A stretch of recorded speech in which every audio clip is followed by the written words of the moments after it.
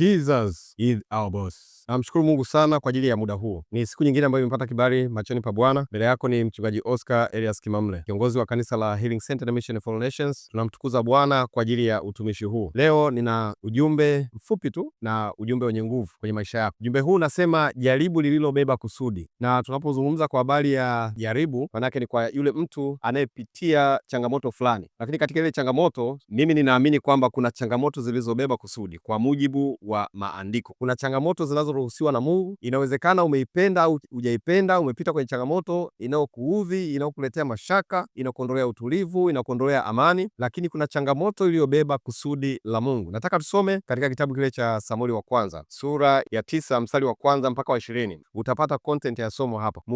Muktadha wa somo unasemaje? Katika somo hili nilipokuwa najifunza, nimeelewa vitu vingi sana ndani hapa. Na nikajifunza baada ya Sauli kulikuwa na mtu anaitwa Daudi. Mfalme Daudi, nafikiri tunafahamu wale wasomaji wa Biblia. Na wakati natafakari haya nikajifunza ya kwamba akili za Mungu hazichunguziki. Maandiko yanasema akili za Mungu ziko juu sana, zapita mawazo yote ya kibinadamu, wala hazichunguziki. Mawazo ya Mungu hayachunguziki. Pale unapoona temptation, unahisi inawezekana usivuke salama katika changamoto hiyo hiyo, kusudi la Mungu lipo. Daudi kabla hajaingia katika kiti cha ufalme, ilikuwa ni lazima apite kwenye kozi. Huwezi ukawa mtawala, huwezi ukawa kiongozi bila kuenda kwenye kozi ya uongozi. Lazima uende ukajifunza maana ya kuongoza. Unaongozaje watu hujawahi kwenda shule? Na katika reference ya hatuoni Daudi alikwenda shule. Tunaona tu Daudi alikuwa mchungaji wa kondoo. Baada ya kuchunga kondoo ameenda kukaa kwa Sauli. Baada ya kutoka kwa Sauli amekaa kwenye kiti cha ufalme. Sasa mafunzo haya angeyapata vipi? Kwa hiyo ilikuwa ni lazima Mungu atengeneze mazingira fulani, kuna mtu mmoja ateseke, alafu wakati huo kuna mtu anapata somo, anajifunza ili aingie kwenye kiti cha utawala. Ikatengenezwa njia, ikatokea Sauli akaanza kuwa na kiburi cha ajabu ajabu tu. Kazi ya kutoa dhabihu sio ya kwake, ni ya nabii Samueli. Akajikuta yeye anakwenda kutoa dhabihu, akamkosea Mungu. Samueli alimpa maelekezo, hayafuati. Sasa ukiunganisha hili tukio, unakwenda kitabu cha Kutoka, tunakutana na mtu anaitwa Farao. Maandiko yanasema Mungu akafanya moyo wa Farao ukawa mgumu. Mungu anafanya moyo wa Farao uwe mgumu. Watu wanapita kwenye mateso, lakini katika hayo mateso kuna kusudi la Mungu liko nyuma yake. Bwana Yesu apewe sifa. Kuna kusudi la Mungu liko nyuma yake. Kwa hiyo baada ya kumkosea Mungu, pepo akamvaa. Pepo hao wanatokaje? Ilikuwa ni lazima aende mtu mwenye upako. Na mtu mwenye upako wakati huo, ukiachilia nabii, alikuwepo mtu mwenye upako wa kupiga kinanda, mwenye upako wa kupiga nyuzi. Daudi anapelekwa pale. Kwa hiyo wao waliotazama walijua Daudi anakwenda pale kwa ajili ya kupiga kinubi au kupiga lile zeze, jamaa pepo wamtoke. Lakini ndani ya hicho kitu Mungu ana makusudi na mtu mmoja anaitwa Daudi. Kwa jamaa amepagawa pepo, Daudi ameenda pale, anaenda kupiga, anamsaidia, pepo anatoka, lakini anajifunza somo la uongozi. Ni namna gani anavyoweza kuongoza.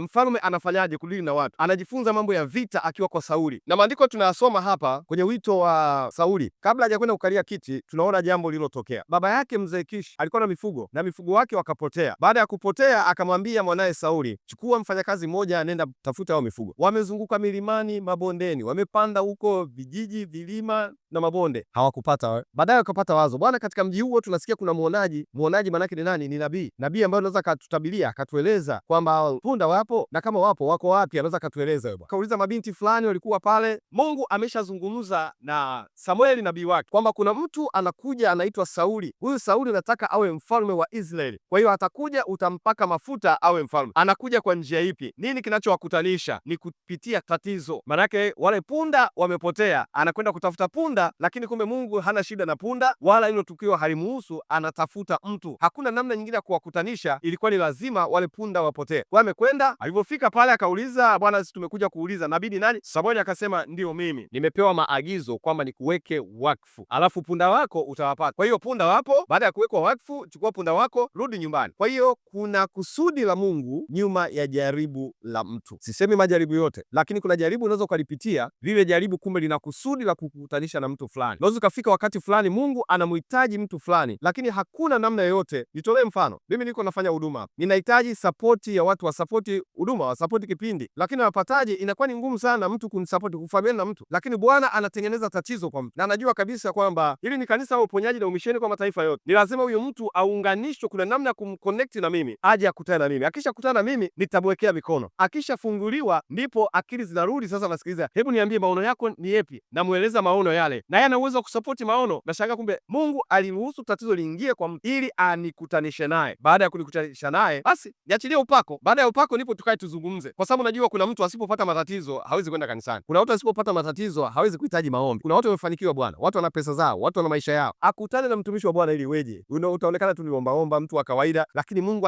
anaachia tatizo juu ya mtu. Lile tatizo linasababisha mtu atafute msaada uko wapi. Kwa hiyo kwa kifupi niseme hivi, ndugu mpendwa, popote pale ulipo, umeokoka au hujaokoka, ugonjwa hauna mtu aliyeokoka au hajaokoka, matatizo yanampata mtu yoyote duniani. Na kumbuka, hata kabla hujaokoka huwa kuna hatua ambazo Mungu anaweza kukupitisha nazo, ukapita kwenye matatizo kuna huko, baadaye unakuja upokea wokovu. Kwa hiyo nazungumzia kijumla ni kwamba kuna mambo ambayo unayapitia, inawezekana kuna kusudi la Mungu liko ndani yake hapo. Unaweza ukafukuzwa kazini ukajua ya kwamba Mungu ameniacha, hayuko pamoja na mimi, lakini kumbe Mungu anakutoa pale kazini kwa namna hiyo. Inawezekana umetoka kwa aibu, inawezekana umepitia mapito, lakini Mungu anakutoa kwa sababu kumbe kuna tukio litatokea pale litakalo kuunganisha na wewe, ambayo kupitia tukio hilo utajikuta tayari umeingia kwenye matatizo. Kwa hiyo kuna mambo kadha wa kadha. Nikukaribishe sana waweza kushare, kulike, kucomment katika mahubiri haya, lakini leo nitaka nikutie moyo ya kwamba sio kila jaribu unalolipitia basi limetoka kwa shetani. Kuna majaribu yanaruhusiwa na Mungu ili Mungu akukutanishe na watu sahihi. Kumbuka, katika kanisa la Healing Center Mission for Nations, mwaka huu 2026 ni mwaka wa kuunganishwa na watu sahihi, mwaka wa kuunganishwa na marafiki wa ndoto zetu. Kwa hiyo inawezekana kupitia jaribu hili Mungu anakuunganisha na mtu wa ndoto zako. Umekwenda hospitali kutibiwa kwa sababu unaumwa, unakwenda pale, kumbe mumeo ni daktari. Usingeweza kukutana naye mahali pengine popote, ni mpaka umekwenda hospitali. Tuna shuhuda za watu ambao wameoana, mwingine nesi, mwingine daktari, wamekutana wapi? Hospitalini. Lakini kuna mtu nilikuwa naongea naye juzi tu hapa, namuuliza umekutana vipi na huyo mtu, anasema tulikutana kwenye matibabu, aliletwa kwa ajili ya matibabu. Baada ya hapo mahusiano yakaanza hapo hapo. Kwa hiyo kuna mahusiano mengi yameunganishwa kwenye matukio. Wengine kwenye harusi ulikataa kabisa kuchangia hela, yani sina hela kabisa, ukajiforce